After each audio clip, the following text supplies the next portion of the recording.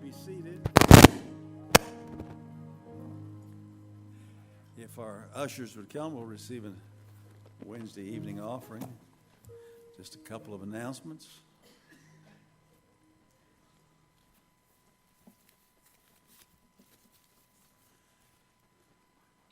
If you have not, any time recently, just before we start service in here, wandered through the back, I would highly recommend that you try that. They must have 80 or 90 back there tonight. It was a full house. You may be so moved upon to join that crowd in ministering to them. It's an incredible ministry. You talk to people in the Ohio district about what happens here on Wednesday night, and there are churches that spend days and days inviting and passing out tracts and doing things, and nobody shows up. And they were talking earlier before service, and they pulled up this one house and said kids just started pouring out of all these homes. I don't know what they're doing back there, but it certainly must be working. So if you get a chance, just a few moments before church starts, just wander through there. A couple of announcements that I do need to make. The ladies will be going on visitation tomorrow at 10:30. If you'd like to join Sister Mann and those that go with her. Tomorrow night, the ladies' book club at 5:45. And then afterwards, certainly would encourage everybody to stay here and join us in prayer. Truth is an important, vital aspect of our walk with God, but it needs to be seasoned with something spiritual. And so it's important we'll be staying over and praying here tomorrow night. The seniors will be leaving here on Friday at 10 a.m., going to the Creation Museum just south of Cincinnati. Please see Brother Mann if you need more information on that. The senior youth on Saturday will be leaving at 1 o'clock and going to a corn maze. I have never been to one. They go every year, get lost, do something, I don't know. They have a great time. So both the junior youth and senior youth will be going. I think there's some restrictions on junior youth. They don't want a 4-year-old wandering around in a 100-acre field. I'm not sure just what the age bracket is. Does anybody know? I'm sorry? You got to be at least 6. Okay. At least 6. If you're going to go on that, each child will need $8, and each student, I don't know what the age of a child is. So it's the 6 to 11 is $8, and 12 and up is $13. Okay. And then this Saturday, there'll be a time of prayer for the men and a devotion and potluck. On October 31st, there'll be teacher training. And I think that'll take us to Sunday morning and Sunday night. I'm going to read from the book of Luke. I want to try something just for the fun of it tonight. That maybe will help all of us.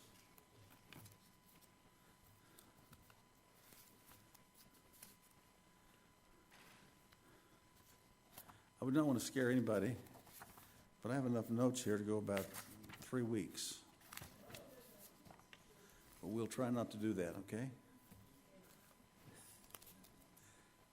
All right. We're going to go to the book of Luke. Just as soon as I can get to where the right place is at. I got so much stuff, I don't even know where it's at.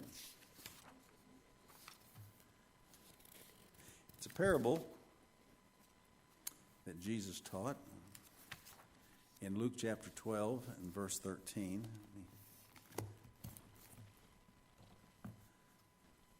Anybody listen to the debate last night?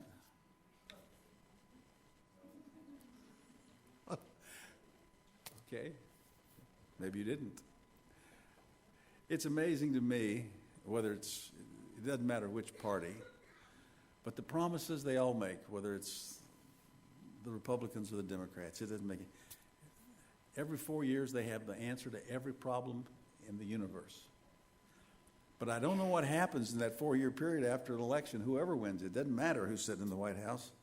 They seem to have these ongoing problems. And 4 years from now, if the Lord should tarry, whoever the candidates will be then, they once again will have the answers. For one little brief period of time, they've got the answers for everything. I'm going to do this, this, and this. So it was interesting.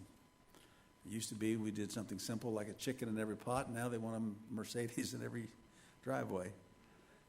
Luke chapter 12. And one of the company said unto him, Master, I love it. Hey, speak to my brother. I don't want to do it. Don't put me in the middle of this thing. Just go speak to my brother for me. And tell him that he needs to divide the inheritance with me. And Jesus said unto him, Man, who made me a judge or a divider over you? And yet we know that he is the judge of ages. And we know that he has the power to separate right and left and do. So he's not really talking about his ability or his power. He's talking about this individual's perspective of what he ought to do. And he said unto them, Take heed and beware of covetousness, for a man's life does not consist of the abundance of the things which he possesses. And he spake a parable unto them, saying, The ground of a certain rich man brought forth plentifully. And he thought within himself, saying, What shall I do, because I have no room where to bestow my fruits? And he said, This will I do. I will pull down my barns, and I will build greater barns.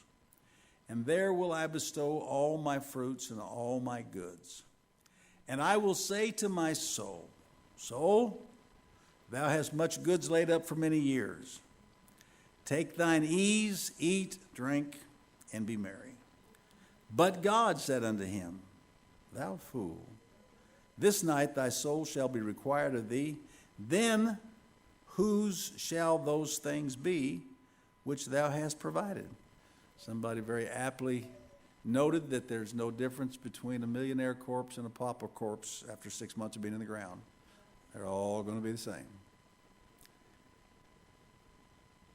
So is he that layeth up treasure for himself and is not rich toward God.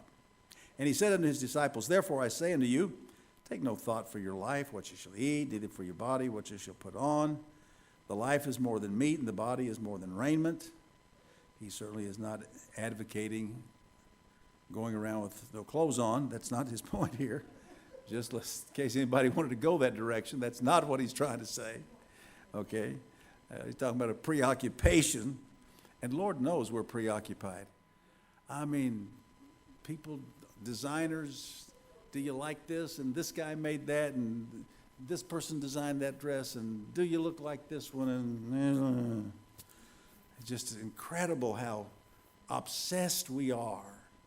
I forget the average time it takes the individual in the morning to get up and dressed and put together and all that kind of business.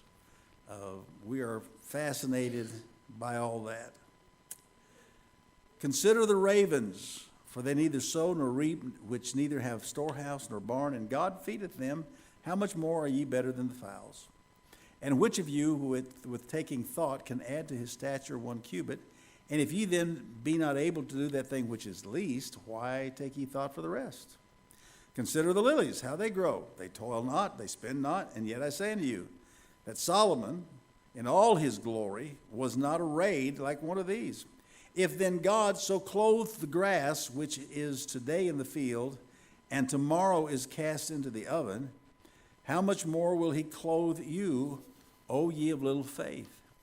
And seek not what ye shall eat or what ye shall drink, neither be ye of doubtful mind. For all these things do the nations of the world seek after. And your Father knoweth that ye have need of these things. But rather seek the kingdom of God, and all these things shall be added unto you.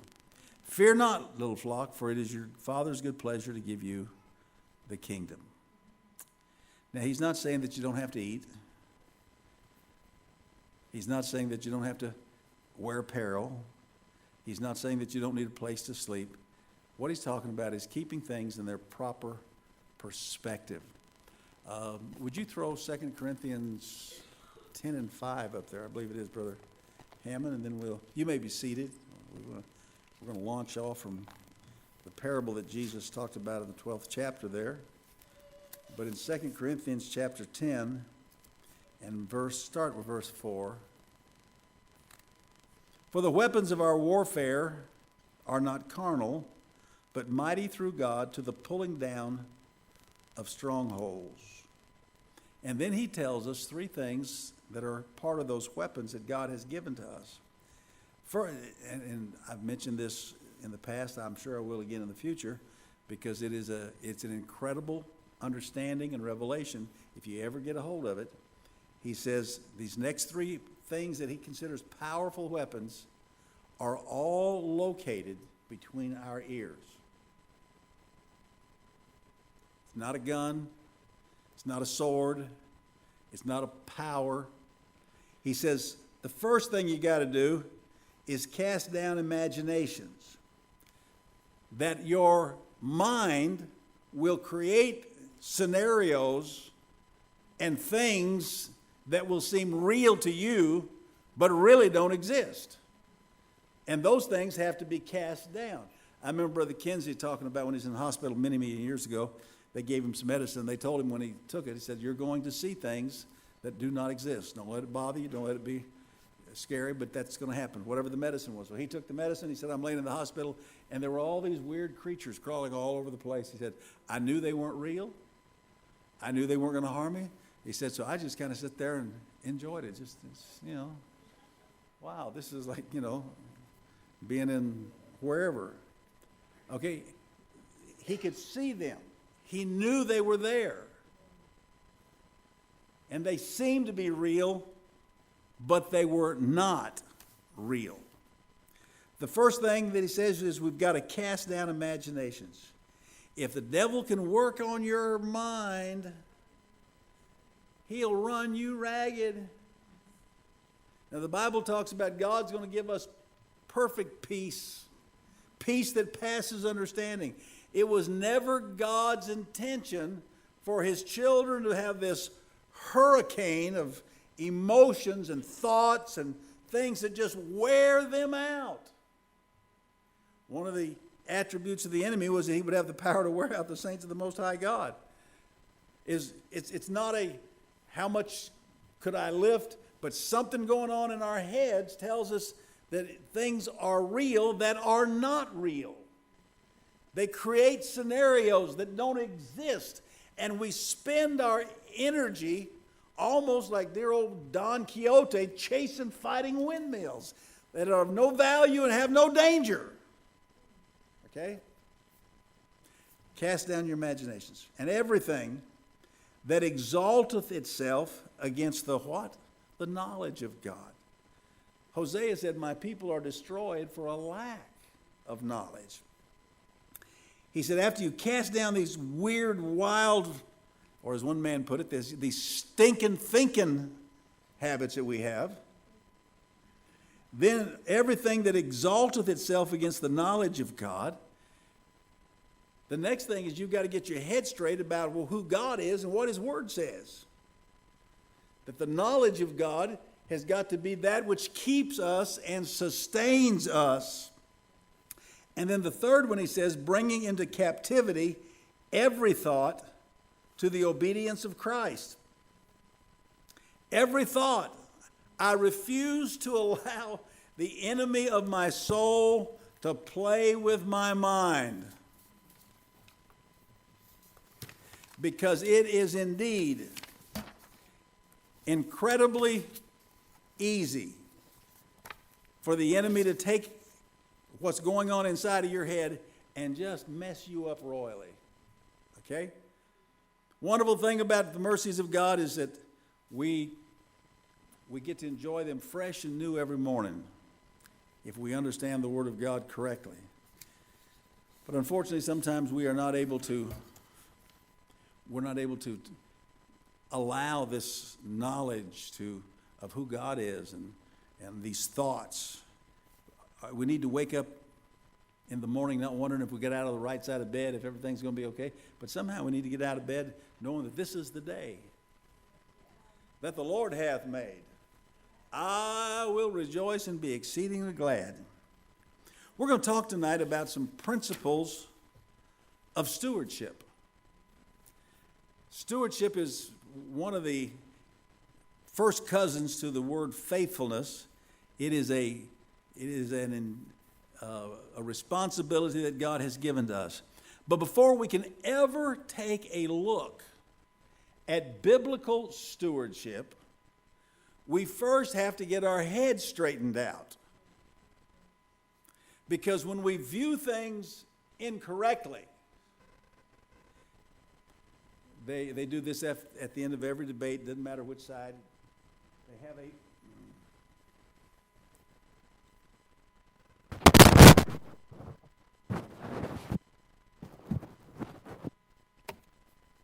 at the end of every debate the next day, they have a fact checking. And they all play pretty loose with the facts. Okay? And so the facts make you think a certain way when the reality is things aren't quite as bad or quite as the way they're presented. If we're going to be good stewards, we have to have our thoughts straight, our viewpoint correct, the way we look at things has got to be accurate. And one of the things that we have to do is, first of all, decide that we have lied to ourselves and convinced ourselves that we are poor.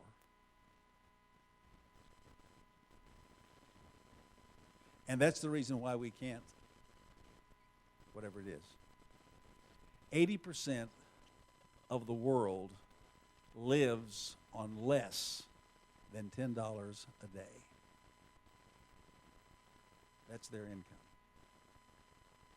22,000 children will die every day because they don't have enough to eat, because there is no money, no means of getting anything to sustain them. There are 1 billion children that live in poverty. You and I live in one of the, at least, most prosperous countries in the world. And our difficulty is we don't think right. Compared to Warren Buffett and Bill Gates, I'm poor. Okay? And so are you. But we can't define what we are and how that should affect our Christian stewardship unless we have life in a proper perspective.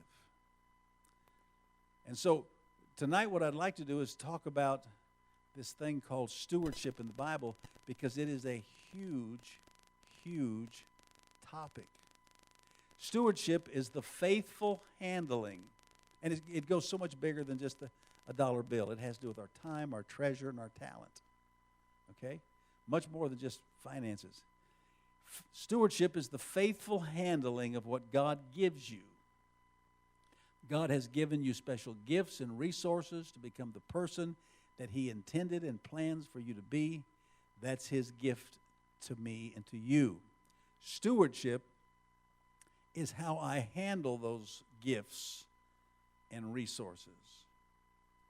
And so tonight we need to talk about, are we being good stewards of what God has given to us? The number one principle of stewardship is really simple from a Christian perspective. Everything I'm going to say tonight is going to be like water off the duck's back if we don't have our heads straightened out on these principles.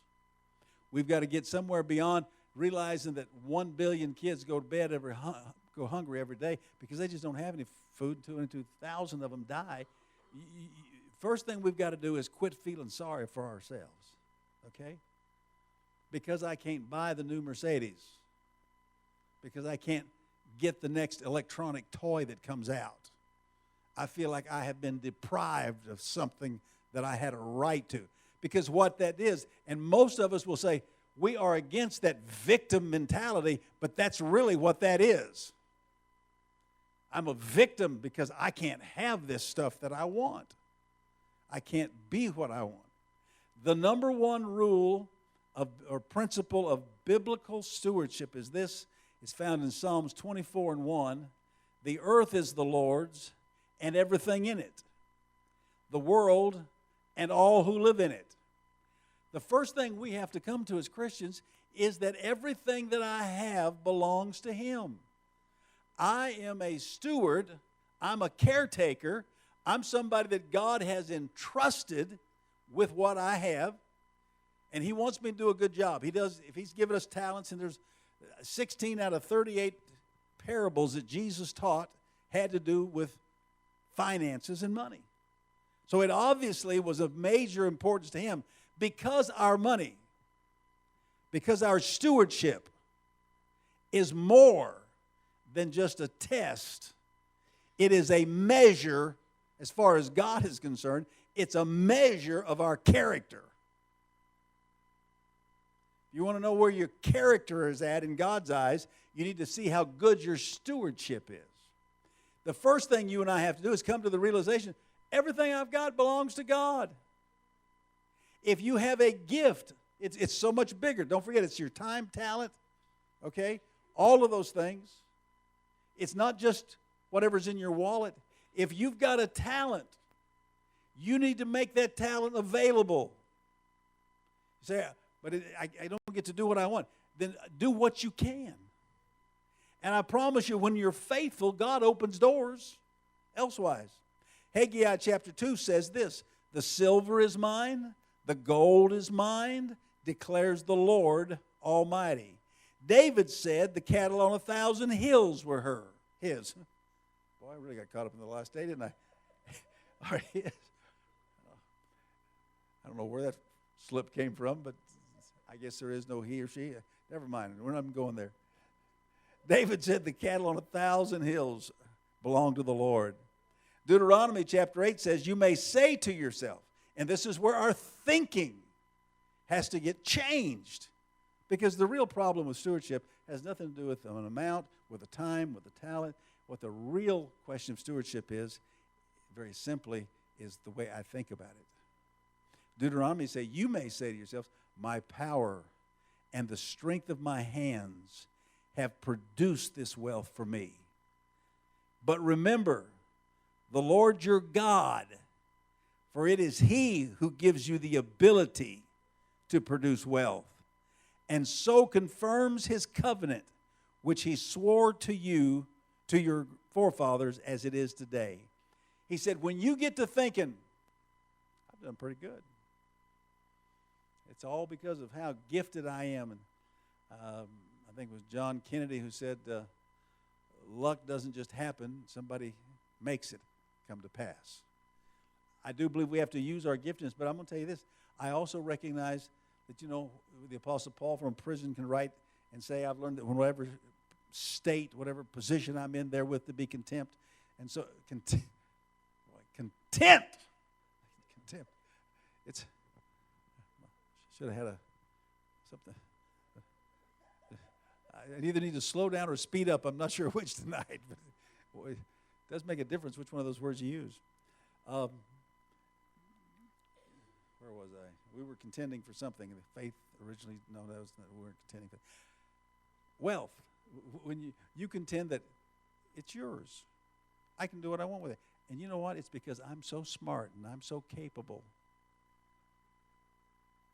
It's amazing how many people on the upper rung of the ladder who thought they were indispensable found out that they could be removed. And one day they had a job worth a whole bunch, and the next day they were paupers. Okay? It is not, the blessings of the Lord maketh rich in more ways than just physical and financial. But unless we can get our thinking straight, if you get nothing else out of this Wednesday night Bible study, if we don't get our thinking straight, we will never get the gospel right in our heart and our mind, and we will certainly not understand stewardship. The second principle, after we acknowledge that God owns everything, God owns my life. Ezekiel said it this way, all souls are mine, saith the Lord. You don't even own your own soul. God's going to judge it. It's not yours to do with as you please. There will come a day when God will say, this is right, this is wrong, enter in, left, right, the whole business. Well done, thou good and faithful servant. He will be the judge at that time. You don't own your soul. You don't own your spirit. You don't even own your body. It's going to die one of these days, and it's going to go back to the dirt and the dust from whence it came. There is nothing that you really own. The only thing that you can have is what you release and give back to Him. So the second thing is that we must know that we must manage what God has given us to the best of our ability. I recognize that my life is His. That doesn't mean that I can sit and twiddle my thumb and say, okay, God, do your stuff. I've got to do my very best and make myself available. It says in Corinthians, now it is required that those who have been given a trust must prove faithful. If you've got a trust, you've got to be faithful. I'm always been amazed by the stories that some people tell, like Fred Foster, who was president of Texas Bible College and just pastors a great church there in Louisiana, and a wonderful man. But he talks about, I believe it was Brother Foster, who, when he first got in church, his pastor gave him one closet. He said, brother, whoever pastor was, I want to do something for God. And he said, my pastor took me over to the one cleaning closet that nobody wanted to mess with. And he said, that's your closet. I want it in tip-top shape every Sunday. That's beneath me. I don't have to. That's a waste of time. You're just giving me busy work. No. It is important that we be found faithful, that when we make a commitment to God, we stand by that commitment. In Matthew, he said these words, do not store up for yourselves treasures on earth, where moth and rust doth destroy, and where thieves break in and steal. But store up for yourselves treasures in heaven, where moth and rust doth not destroy, and where the thieves do not break in and steal. For where your treasure is, your heart will be also. Let me just give you an idea of how crazy we think in America, just for what it's worth. This is from one of Ravenhill's books. I can only assume that the stats are still true. This was about 20 years ago. But in his book, he wrote and said, and gave the numbers, America spends, now this is across the board, America spends more money on dog food than the Baptists, the Methodists, the United Pentecostal Church, the Lutherans, the Catholics, and everybody put together gives to the cause of missions and evangelizing the world.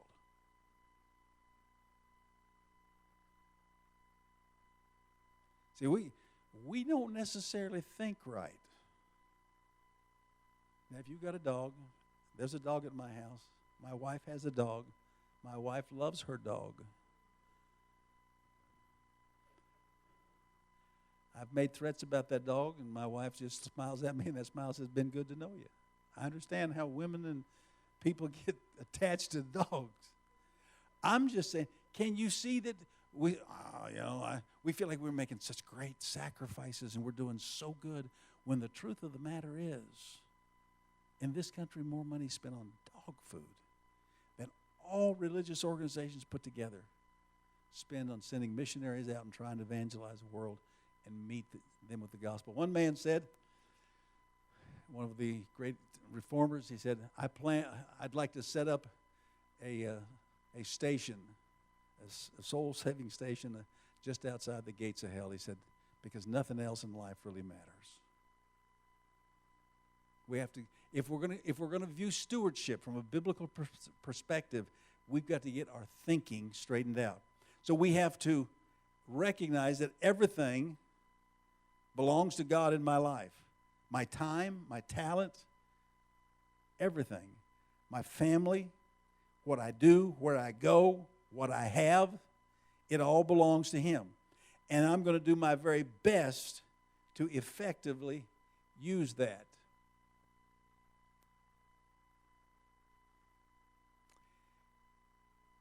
People who have, let me see if I can find this just real quick. People who are good stewards have some habits. Number one, They know where they are at financially.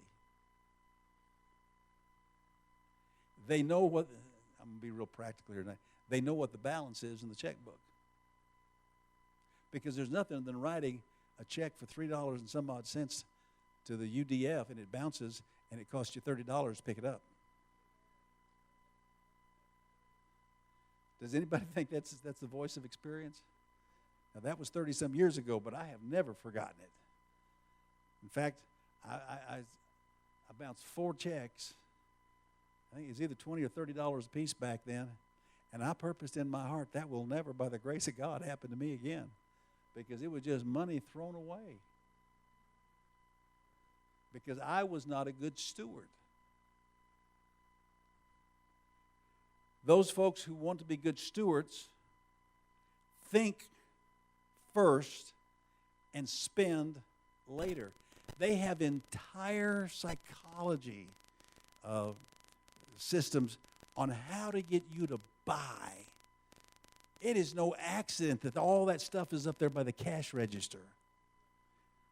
They didn't run out of space somewhere and said, we just got to cram it in here. They know you're going to buy. It is there. We've all heard the term, the lost leader. They will sell things for less than they paid for it so they can entice you to come in. So when you get there, you buy that. But do you think you'll stop? Nay, nay, I say. No. You know, I just got to have one of those. People who want to be good stewards think first, they spend later, and they're willing to walk away. For some people, spending money is like a narcotic. They feel empowered. They feel better. But the truth is, sometimes to be a good steward, you have to be able to walk away. Folks who are good stewards handle the money, and I think it is biblically sound because in Matthew 25, he talks about the parable of the talents, and the guy, the Lord that went away, here's 10 talents, here's 5 talents, and here's 1 talent, or 5 and, I think it was 10, 5 and 2, or 1.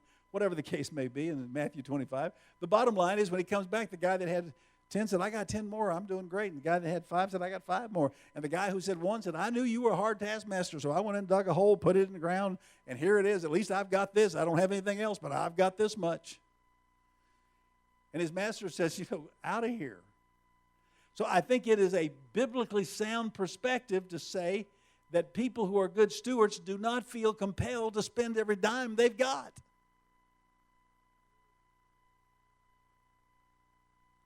I know there's probably some who are thinking, this is not very good gospel. I'm telling you, it is wonderful gospel. It's where you and I live. It's where the rubber meets the road. It's where the thinking gets changed. Jesus expected in the parables he told that there was going to be a return. And the one guy that just had a hole in the ground and the one little thing, and he didn't do anything with it, the Lord cast him out. So people who are good stewards save money. They don't feel like they have to spend it. Does anybody want to take a good guess? This is just for what it's worth. Does anybody have an idea how much the term they use is disposable money? How much disposable money should you have? That's after you've paid the house payment, the utilities, the car payment. You've made all of your payments. Now, you can do the whole budget thing, a whole big long sheet, but this is a rule of thumb. How much money should you have after you've paid all your bills? Put this back. That's not considered disposable money. You are correct. Anywhere from 3 to 6 months is what they recommend. Very, very difficult, but I assume it can be done as a emergency supply. So if you lose your job, you get sick, whatever, that's just a chunk of money that is there as an emergency fund. They recommend 3 to 6 months. Okay? But You make $100 every week. We'll do this simple.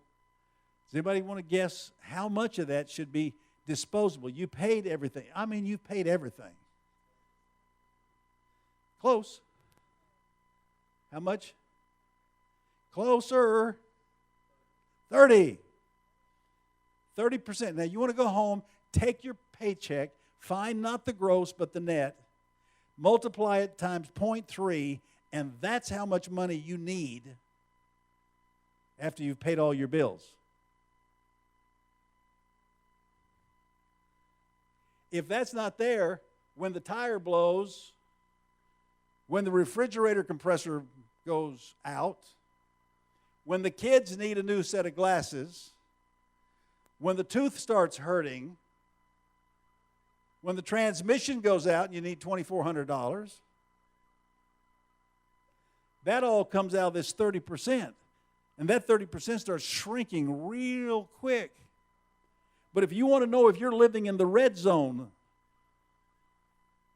you're living over here in the danger area, go home and take your net income, multiply it times 0.3, and that's what you ought to have left over when the week's done.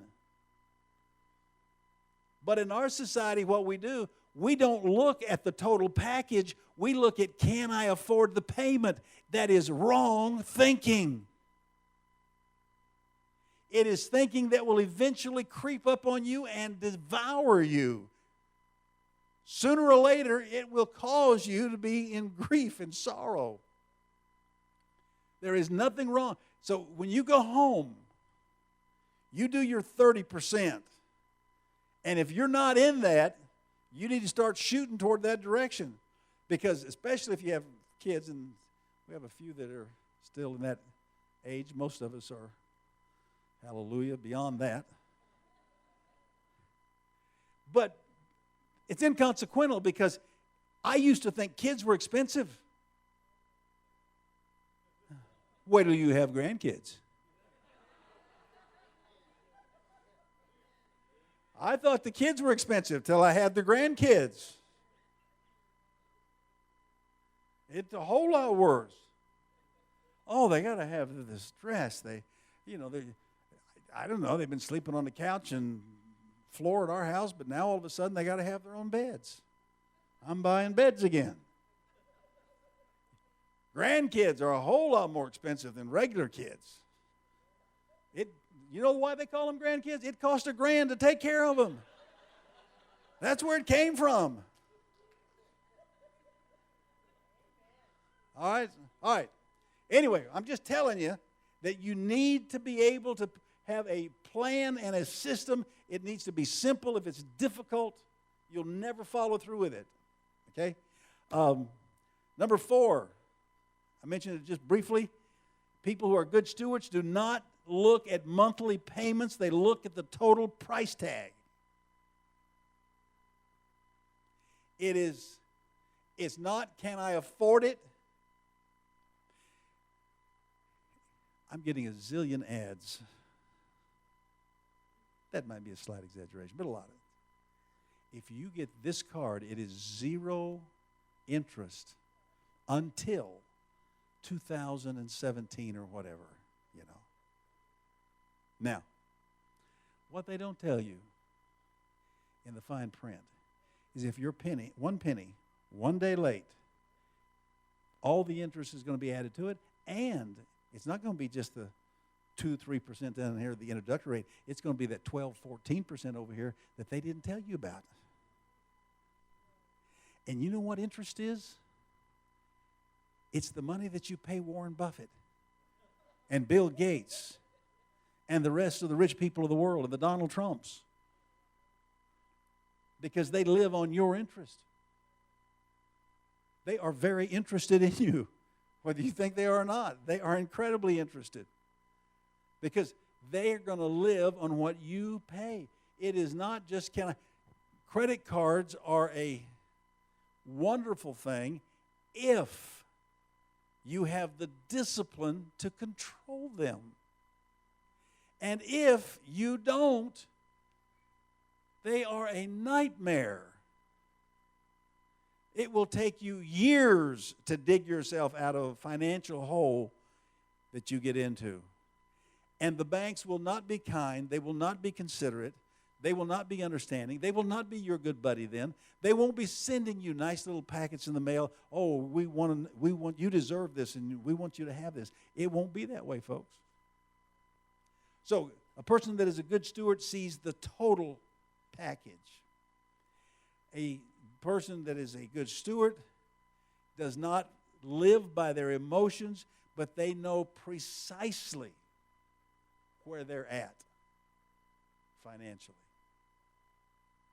Because you can't make good decisions if you don't know. Well, it's too much trouble to balance the checkbook. It'll get you in trouble. Now, I know some people who just always round it up to the next amount and all that, and that's fine if that's your system. But you just need to know where you're at. Because if you don't know where you're at, eventually you're going to step over the line, and it's going to cost you and create a problem in your entire stewardship. Number 6,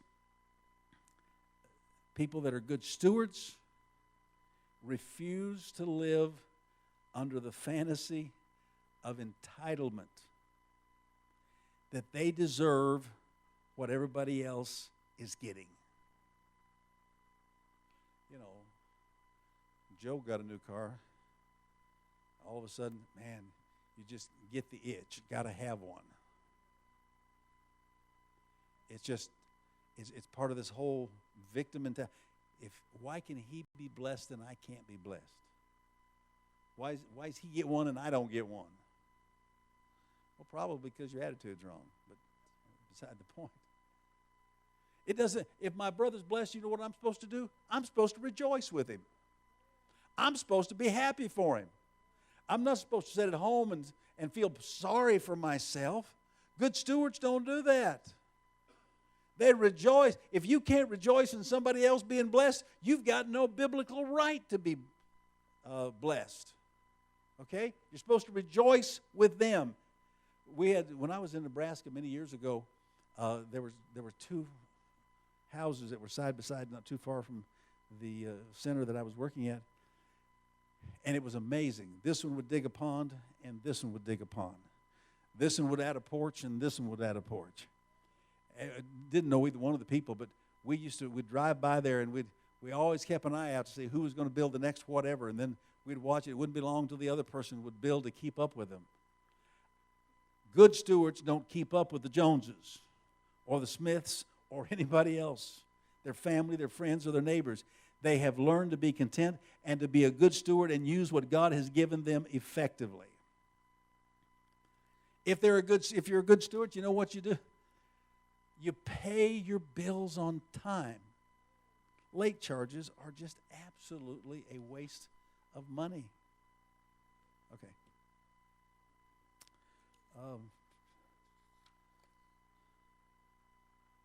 Here we go. You got to acknowledge that God owns everything. You have to do your best to manage it. And then number 3,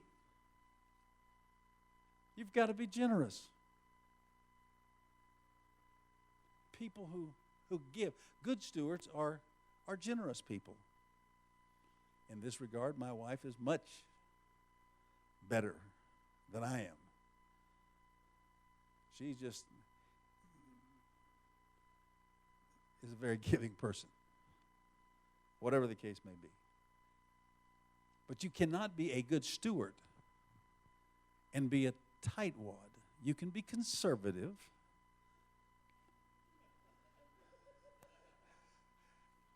Don't y'all laugh. You can be wise, but you just can't be a tightwad. You never do anything for anybody. Okay. You've got to be generous. Malachi says to us that if we will be faithful to God, it says very simply, bring the whole tithe into the storehouse, that there may be food in my house. And he says, test me and see, saith the Lord Almighty, and see if I will not open the floodgates of heaven and pour out so much blessing that you will not have room enough to contain it. Now, the bottom line is, if I'm a good steward and I give to God what belongs to God, then God said, I'll pour out blessings on you, and you'll be able to bless somebody else. God's blessings are not merely so we can join Forbes 500 and be the next billionaire. The youngest billionaire I saw the other day was the guy who did Insta something. Was it Instagram? He's now worth, at 23 years of age, he's worth $2.2 billion. Isn't Instagram the one that disappears?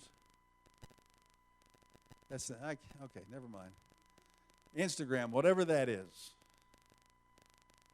If we're faithful to God and we are a good steward, and we are not a good steward if we take God's stuff. If we can't be faithful in our tithing and our offering, the Bible tells me that we are not a good steward. Because God says, you've robbed me. That was mine. You just stole what belonged to me. 2 Corinthians says this in chapter 9. Each man should give what he has decided in his heart to give, referring to the famine that was taking place in Jerusalem. He said, listen, we're going to take up an offering for these folks that are doing without down there. They're hungry. Let's do that. Everybody give what they can, not reluctantly, but God loves a cheerful giver. So we give generously. Good stewards are people who understand that this is not about me hoarding money. This is about me being able to be a good steward and use it wisely as God has blessed me to bless others. In the parable that we read tonight, what you'll notice is that this rich fool said, I, my, nothing in there was about anybody but him. He goes on and on. Let me see if I wrote them down when I got started in this. He does this. What shall I do? My fruits, I bestow, I will say to my soul. In all of those things, it was all about him. He didn't care about anybody else. The other rich man, he didn't care about Lazarus sitting at the gate. The parable of the fool says, listen, the man said, it's mine, it's what I want to do. But the truth of the matter is, as a steward, everything I have belongs to God. It does not belong to me. And so I'm going to handle it from his perspective. In Luke, he told the rich young man, sell your possessions, give it to the poor, because he knew the young man had a hang-up with finances. There is nothing wrong with having money. You can't bless somebody else if you don't have anything to bless them with. It's as simple as that. Somewhere along the way, we have to understand that God allows us to have so that we can be a good steward of it and bless somebody else. Number 4 is that even though God blesses us with things in this life and he trusts us with material blessings, that the bottom line, and that is, you can't put your trust in money. Because money's not always going to be here. How soon the next financial debacle will come along, I don't know. It depends who you want to listen to. I have no idea. But I can tell you this, that money is not a safe haven. There will be a day when, so they tell me that a loaf of bread you can eat the bread, you can't eat a dollar bill and get by with getting any nutrition out of it. And all the printed money that we've spent out in the last few years, all of a sudden becomes worthless, they tell me, someday down the road. And I'm neither a doom nor gloom. I have no idea. I'm not an economist. I'm just telling you what some folks spit out. At a time like that, you can't trust your money. All the money in the world in your back room is not going to help you. At a time like that, you have to understand, I have been a good steward, and I've been faithful to God, and I'm believing that God is going to be faithful to me. I will not put my trust in wealth, because the love of that money, the love of trusting in it, thinking that money makes me somebody. I know people who value themselves by how much you're making this year. The value of a person is not the dollar bill, the checkbook. The value of a person is the character that they have. Not what they own, but what they are. That's the value of an individual. So Paul writes to Timothy, he says, not money, because there were many men in the Bible who who were God's sons and daughters, and they had great wealth, but they never fell in love with their wealth, and so God blessed them, and they used that to bless others. So Paul says to Timothy, it's the love of money that is the root of all evil. These folks have wandered from the faith and pierced themselves through with many griefs. And he says later on in that 6th chapter, command those who are rich in this present world not to be arrogant, nor to put their hope in wealth, which is so uncertain, but to put their hope in God, who richly provides us with everything for our enjoyment. He says, listen, folks that are rich, some of the most difficult people to deal with are people who are rich because they believe their security comes from their money. Money doesn't make you a better person. Money doesn't even make you a more gifted person. I was, just for what it's worth, out of 50 states, they had a deal the other day, out of the 50 states in the United States, they had a list of the highest paid public servant in each state. 40 out of 50 of the highest paid public servants in these states. Anybody want to guess what their occupation is? Pardon? No. Pardon? Coaches. 40 out of 50 were coaches, basketball, football coaches.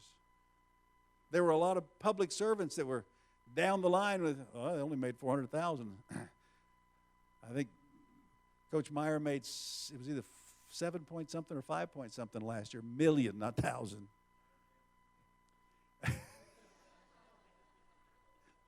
I'm sure he feels that way, and faithful Ohio State fans probably feel that way. I'm not sure that anybody coaching a football team is worth 7 point something million, but that's what they agreed to, and that was, so be it.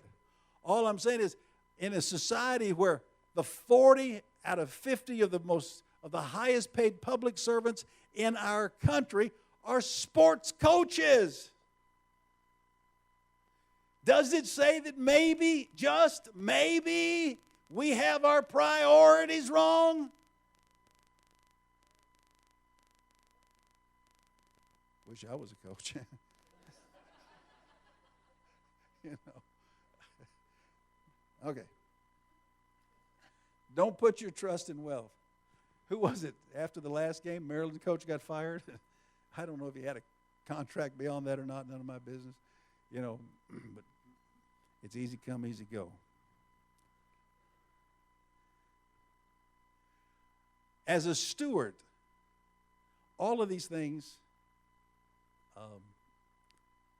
are revelations and hopefully illuminations in our lives so that we can understand that we think incorrectly, that we don't think as clearly as we should. And if you think wrong, you'll come up with the wrong answers. If you think wrong, you'll do the wrong things. And that's why some people, very few young couples in here, young couples who want to have everything their mom and dad finally arrived at after 30 years, they want it the first year because that's the culture we live in. They're told, you deserve it, you ought to have it. Why wait? You don't have to wait. Put it on the credit card. Just go down and sign and on the dotted line and we'll give you the money. Everything will be fine. Or to think, somewhere along the way, I'm going to conclude with where I started. Somewhere along the way, we've got to accept the fact. There's nothing worse than telling a person who's not mentally balanced that they're unbalanced. It just sets them off. Okay, they don't want to hear that. We don't want to hear that we think wrong about stewardship. But we do. And until we get the thinking straightened out, we won't get the stewardship straightened out, and we won't get our life and our finances straightened out.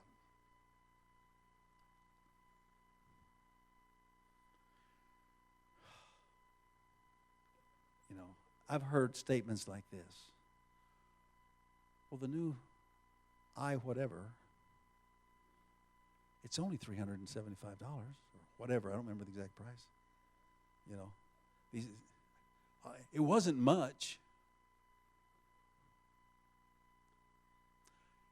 Let me tell you how stewardship works, how crazy thinking can be. This person's not here, not in our church, okay? But many years ago, brother and sister so-and-so were in our church. They told me they could not come to church because they didn't have enough gas money. I will never forget this. So I gave them some money. Here's some money out of my pocket. I want you to put some gas in the car. And this was on a Friday night, and I want you to be able to come to church. I want you to be here. They thanked me. They were so grateful. The next day they left and went to Kings Island for 2 days.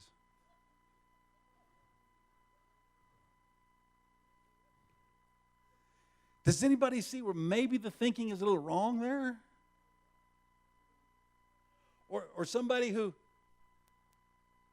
has trouble keeping the lights on, wants to spend $100 on a pair of tennis shoes.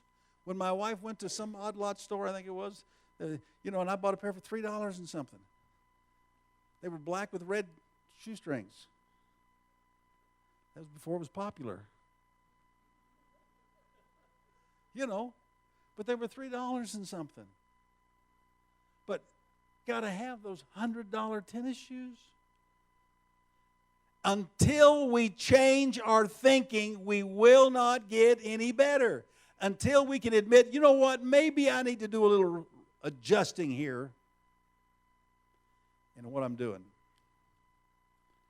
I've got about 5 minutes left before they want me to quit here. Anybody got a question about any of that, the 30% or whatever else? Because I do want us to understand the principles of stewardship.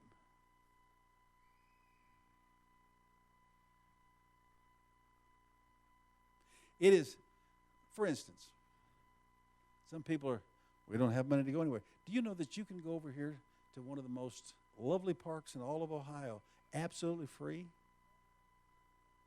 Ariel Foundation Park.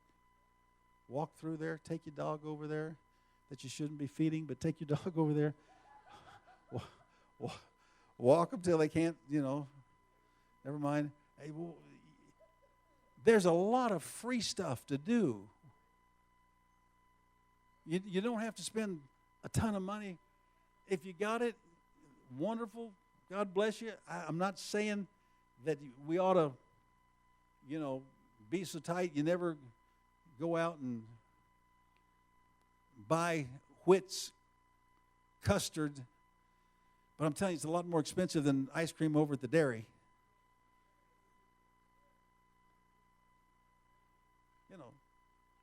Somewhere it's. I know some people, if they got $1 in their pocket, they're going to spend it. Then don't take $1 with you. I mean, it's as simple as that. Here, my wife and I did this years ago when things were much tighter than they are now. We were driving a Chevette, and at the end of the week, out of the paycheck, she got $10 and I got $15 because I had to fill the gas tank up. That was a long time ago. Because I could fill the gas tank up with $6, $7. And that was her mad money, and that was my mad money. And we could spend that on anything we wanted to. But if we wanted to go out and eat, that's what it came out of. If we wanted to go somewhere, that's what it came out of. And when that $20 was gone, it was gone. And if we wanted to save up any money for any big thing, that's where it came from.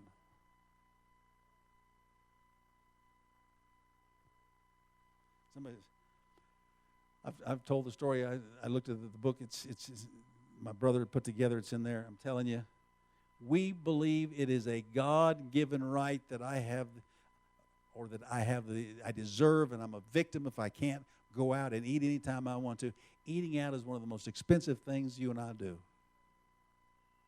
And there's nothing wrong with going out and sitting and eating and all that. But I know people who can't keep from getting the bounce checks that will go out and eat and spend however much money. If you've got it, I'm not opposed to it. the Lord bless you, if God's blessed you. I'm just saying that sometimes good stewardship says, if I don't have it, I can't just go to Fiesta anytime I want to. That's the Mexican place. Okay? I think they're done. Shall we stand? Yeah, we are. We are very done. Okay. My big point tonight is very simply, unless you change your thinking, you'll end up, because I know people who walked off the platform. I know people who at 65 and 70 are still fighting the same financial battles they always have. Do you know that 63% of Americans, when they retire, will have nothing but Social Security to live on? 63%. Yes, ma'am, you had your hand up.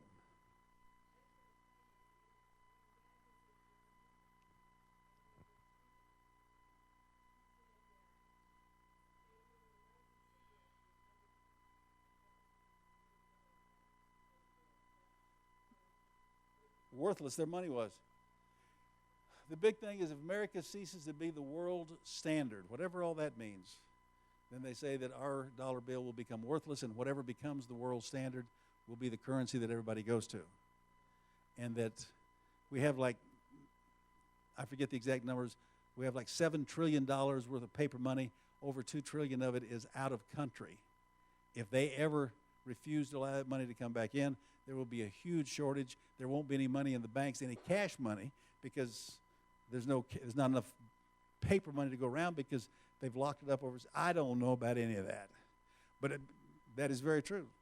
Their money became worthless. The paper money you and I have can become worthless, okay?